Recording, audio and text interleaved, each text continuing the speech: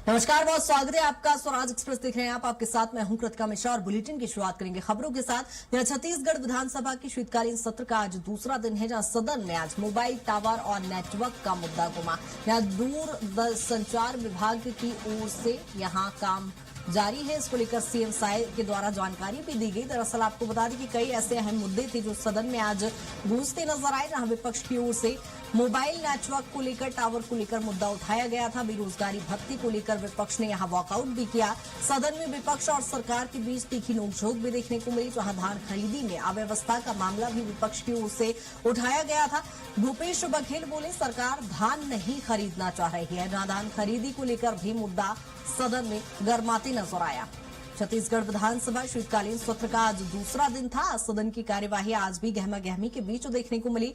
Mobile tower और network का मुद्दा भी आज गरमाया, जहां आपको बता दें कि सीएम साय ने इसको लेकर जानकारी भी साझा की। संचार विभाग के अनुसार इनके विधानसभा क्षेत्र में कुल 337 ग्राम है, जिसमें दूरसंचार विभाग द्वारा 290 गांव में नेटवर्क कवरेज है, 47 में नहीं है, लेकिन इसमें से भी 40 में स्वीकृति हो गई है, वहां पर काम चालू है। और भारत सरकार को पत्र लिखे थे 5000 नए टावर के लिए, और मैं बताना चाहूंगा कि अभी 10 दिसंबर को ही 513 टावर की स्वीकृति मिली है, जिसमें जो 7 गांव बचे थे वो भी स्वीकृत है। और इसी पर ज्यादा जानकारी के साथ दिलीप साहू हमारे साथ जुड़ गए। दिलीप, आज सदन की कार्यवाही का दूसरा दिन था, कौन से मुद्दे आज गरमाए हैं?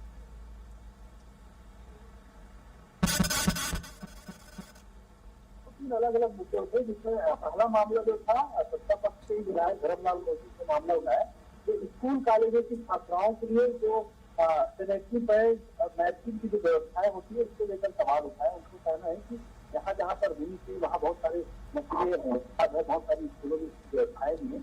इस पर वे महिला बाल विकास मंत्री गिरती हुई भी नजर आई, और मंत्री की ओर से जवाब दिया गया कि 1600 मशीनें अभी ठीक है, 1300 मशीनें खराब है और 1300 मशीनें खराब है, उन्हें जल्द दुरुस्त करा लिया जाएगा। और हाल ही की इस पूरे मामले को लेकर जो भाजपा विधायक है धर्मलाल कौशिक ने जांच कराने की बात कही। उन्होंने कहा कि अपनी क्षेत्र के 2 स्कूलों में जाकर जांच करा लीजिए, उससे स्थिति स्पष्ट हो जाएगी कि व्यवस्था कितनी सुचारू रूप से संचालित। हालांकि इस पर फिर आसंदी के आग्रह पर मंत्री ने आश्वासन दिया कि इस पूरे मामले को लेकर जांच करा लिए जाएंगे।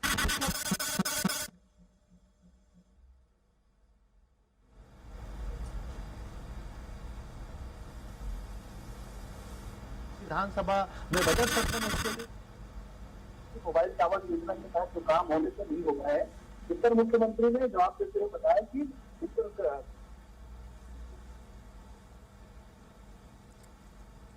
बिल्कुल दिलीप, कहीं ना कहीं आज कई सारे मुद्दे गरमाते नजर आए हैं विपक्ष की ओर से। लगातार हमने देखा, चूंकि कल चूंकि जब पहले दिन की कार्यवाही थी तो प्रश्नकाल नहीं हो पाया।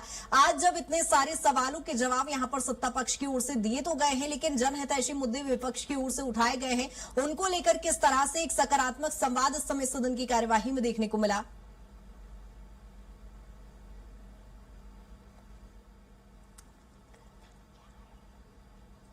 आपको बता दें कि विधानसभा के शीतकालीन सत्र के आज दूसरे दिन की कार्यवाही थी, और आज भी कई ऐसे अहम मुद्दे जो विपक्ष की ओर से उठाए गए थे, जिसको लेकर विपक्ष ने, आपको बता दें कि सवाल जवाब तो किए ही हैं। कई मुद्दों को लेकर यहां पर वॉकआउट भी कांग्रेस करती नजर आई है, जहां विपक्ष की ओर से मोबाइल नेटवर्क टावर को लेकर भी मुद्दा यहां पर गरमाया था, जिसको लेकर खुद मुख्यमंत्री विष्णुदेव साय ने जानकारी दी थी। इसके साथ ही कई ऐसे अहम मुद्दे जिसको लेकर यहां पर चर्चा हुई है, खासतौर पर ऊर्जा विभाग को लेकर यहां पर चर्चा की गई है। और दिलीप साहू चूंकि लगातार हमारे साथ बने हुए हैं। दिलीप, जिस तरह से हम देख रहे हैं जनहितैषी मुद्दे इस समय विपक्ष की ओर से लगातार उठाए जा रहे थे, उसके लिए सत्ता पक्ष भी आमना सामना करते नजर आ रहा था सवाल जवाब का, लेकिन एक सकारात्मक संवाद जो सदन की कार्यवाही के दौरान होता है, लेकिन विपक्ष का वॉकआउट भी इस दौरान देखने को मिला।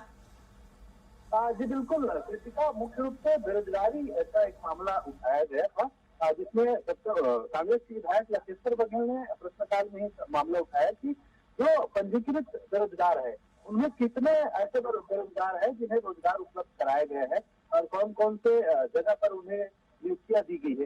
इसके जवाब में तकनीकी शिक्षा मंत्री गुरु खुशन साहब ने बताया कि अलग अलग जो नियुक्तियों के लिए मेला लगता है, जिला स्तर पर रोजगार मेला लगाए जाते हैं और अलग अलग प्लेसमेंट एजेंसियों के माध्यम से उन्हें रोजगार उपलब्ध कराया जाता है। उन्होंने ये भी कहा कि अभी तक जो पंजीकृत रोजगार है, जो रोजगार चाह रहे हैं, वो करीब 11,39,656 पंजीकृत रोजगार है, बेरोजगार है, जो रोजगार के लिए पंजीकरण कराए हैं। उन्हें जल्द ही एक पूरे प्रदेश स्तरीय मेला लगाकर, और उन्होंने ये भी कहा कि अलग अलग जो विभाग है जहाँ पर रिक्तियां है, पद रिक्त है, करीब 14,000 ऐसे पद है जिसकी जानकारी मिली है, तो इन पदों पर इनकी भर्तियां की जाएगी और उन्हें रोजगार उपलब्ध कराया जाएगा। हालांकि इस पूरे मामले को लेकर पूर्व सीएम भूपेश बघेल ने एक सवाल उठाया कि पिछले विधानसभा में भी उन्होंने पूछा था कि बेरोजगारों को बेरोजगारी भत्ता दी जा रही कि नहीं दी जा रही। पिछले सरकार में, भूपेश सरकार में बेरोजगारी भत्ता दिया जा रहा था।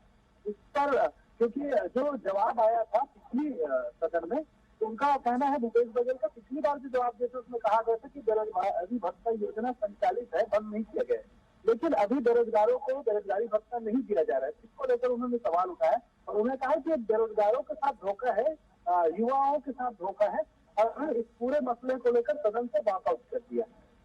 हालांकि मंत्री की ओर से लगातार इस दौरान सत्ता पक्ष विपक्ष की ओर से भी नारेबाजी होती रही और एक प्रमुख मुद्दा जो शून्यकाल में उठा वो धान खरीदी का मसला था। विपक्ष की ओर से उठाया गया कि धान खरीदी को लेकर जो अब व्यवस्थाएं हो रही है, टोकन नहीं काटे जा रहे हैं और पंजीयन जो किए गए हैं, नेता प्रतिपक्ष की ओर से चरणदास महंत, उन्होंने सवाल उठाया कि बहुत सारे जो प्रदेश में जो किसान है, जिसमें लगभग 5% प्रदेश में जो किसान है जिसमें लगभग 5% किसानों का पंजीयन ही नहीं हो पाया है। इसी तरह वन किया गया है, साथ ही साथ धान खरीदी की जो टोकन व्यवस्था है, इसको लेकर भी सवाल उठाए।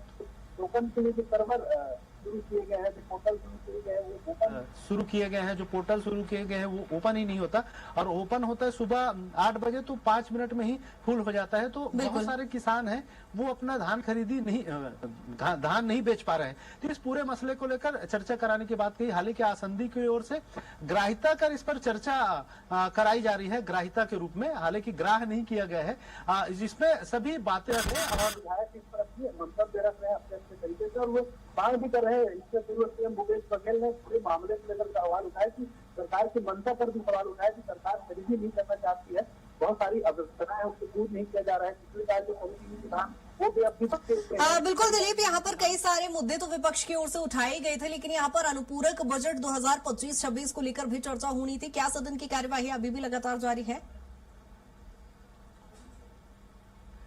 जी बिल्कुल कृतिका, अभी सदन की कार्रवाई लगातार जारी है और जो अनुपूरक बजट है आज रखे जाएंगे पटल पे। उसके बाद फिर कल उस पर चर्चा हो सकती है, कल परसों संभवतः उसके लिए समय दिया जाएगा। लेकिन आज अनुपूरक बजट का जो प्रस्ताव है, इसके अलावा और बहुत सारे अलग अलग जो प्रस्ताव है वो भी रखे जाएंगे। ध्यानाकर्षण प्रस्ताव है वो भी रखे जाएंगे, ध्यानाकर्षण पे भी अलग अलग बिंदुओं पे चर्चा होनी है। तो तमाम चीजें हैं। अभी देर शाम तक यह सदन की जो कार्रवाई है वो चलेगी। ठीक है दिलीप, कार्यवाही पर नजर भी बनाए रखिएगा। अपडेट लेंगे। बहुत शुक्रिया तमाम चर्चा के लिए।